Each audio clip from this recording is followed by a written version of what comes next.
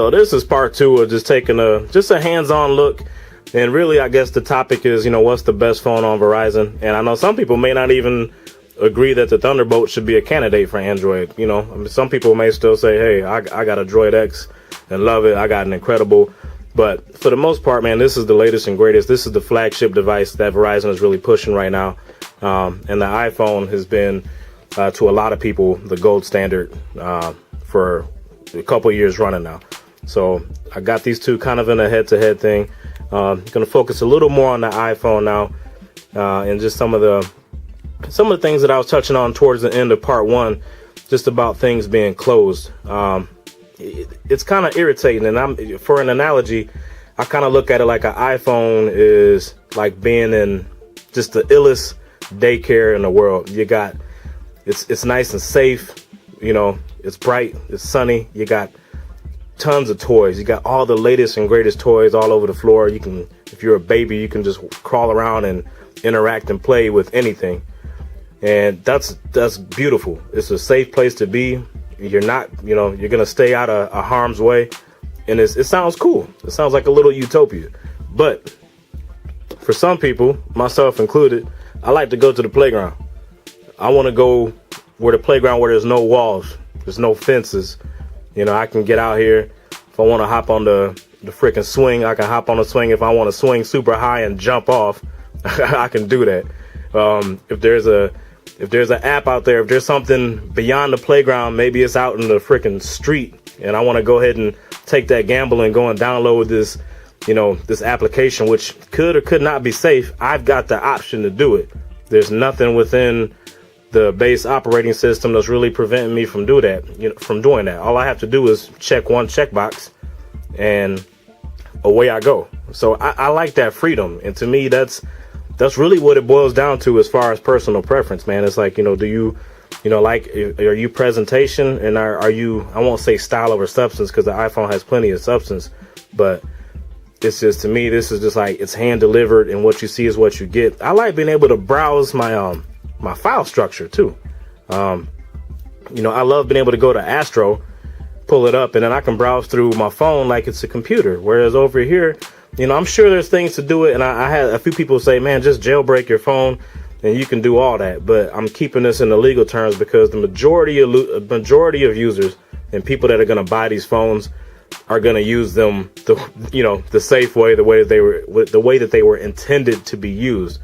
Whereas over here on Android, even if you don't root, you still have so much more freedom versus the non-jailbroken world on an iPhone.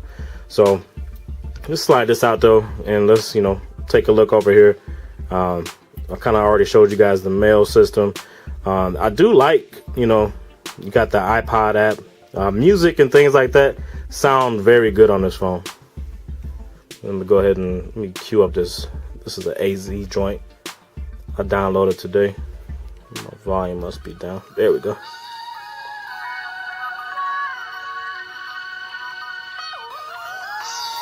You got your speakers down here at the bottom.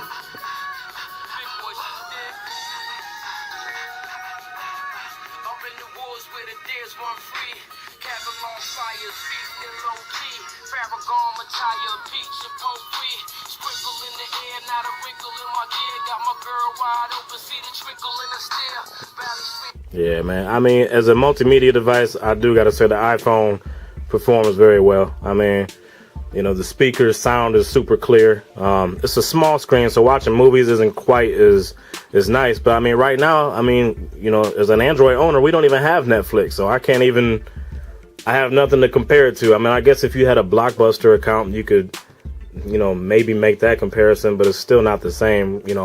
Just being able to go through, and if you've got that streaming only account on Netflix, to be able to pull up, anything you want to, and anything within that Netflix streaming library it's just a nice feature to have. I also like iPhone's base Twitter application. I've been using this thing all week, and it's dope. Shouts to the homie Mike Smith too, by the way, and Pumice. Both of them are loyal Apple users, and they are not shy about it. But Yeah, this Twitter for iPhone app is sweet. I mean, I love it. It gives you pretty much all the base functionality. I would have loved to have been able to add like a column or something like that, but you know, aside from that, oops, hold on. There we go. I'm still not all the way used to how Apple does everything, but for the most part though, this is you know, a well done application, and the iPhone it's full of well done applications. You know, I'll take you into the App Store.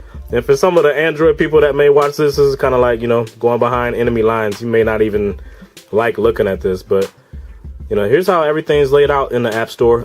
Another big plus, I will say Apple has way more apps to download, but man, oh man, when it comes to free apps, by and large, Android has much more. And I know you Apple people out there, you just can't wait to come back with, well, our apps are quality, so you pay for them or whatever. But hey, man, to each his own, man. Shoot, whenever you can grab something, especially when it's the same app, if you can get it for free, you know, versus paying for it, you know, free wins. Sorry. But they did add multitasking. You can see down here, you've got all your recently opened apps. So if I want to kill Netflix, because that could drain battery, I'll just click there. Oops, there we go. That goes away. Close out of YouTube. Close out of weather. And I know Android people are like, man, we've had multitasking forever. So, I mean, to an Android person, this isn't really, you know, any big deal. But, you know, for Apple users, they haven't always had, you know, multitasking. So, I was kind of curious to see how they would implement it. And I know the phone's been out for a while, so I knew how it worked. But it's cool to actually get your hands on it and play with it. And it works well. Another big thing, and this is starting to become, I believe, a bigger issue that Android and the manufacturers that are making phones for, you know, making Android-based devices, they're going to have to start to take a look at it, is battery life. You see it up there in the upper right-hand corner. I've been beating this phone up. This phone hasn't been plugged in.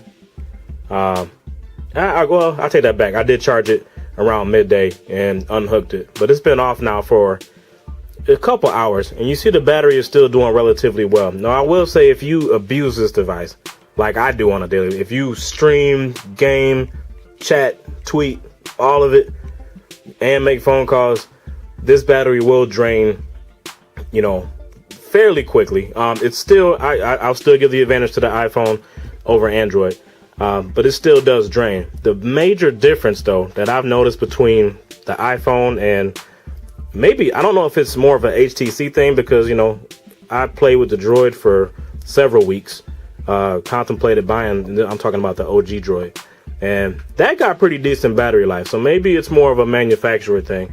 But with HTC devices in particular, the battery ain't always the best. I'm gonna be straight up honest with you. It's not always good. And the main difference between the two that I've noticed is standby. If I put the iPhone down, if I got 70% battery, put it down for the night, don't forget to charge it, I'll wake up in the morning and I may be down to 60, maybe 58. It just, you know, it kind of maintains. And even though things are going on in the background, so I'll still, you know, tweets will still be coming through. But it just doesn't die as quickly.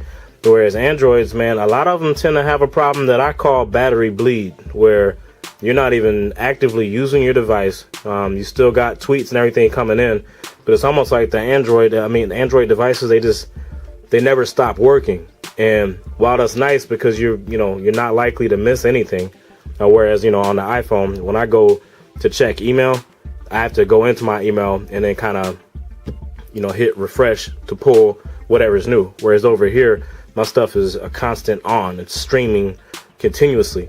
And that's cool because you're getting your information, you know, delivered in a more steady stream.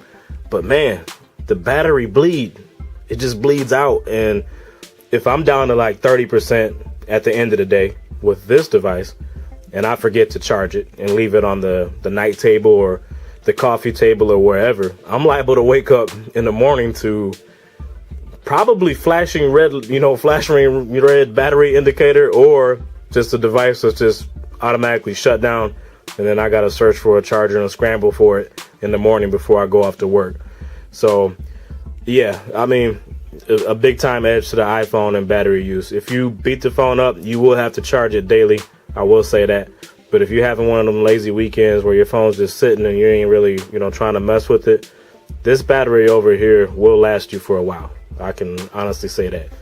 So that's going to close it for part 2. I'm about to come back with part 3 and hit you guys with a verdict.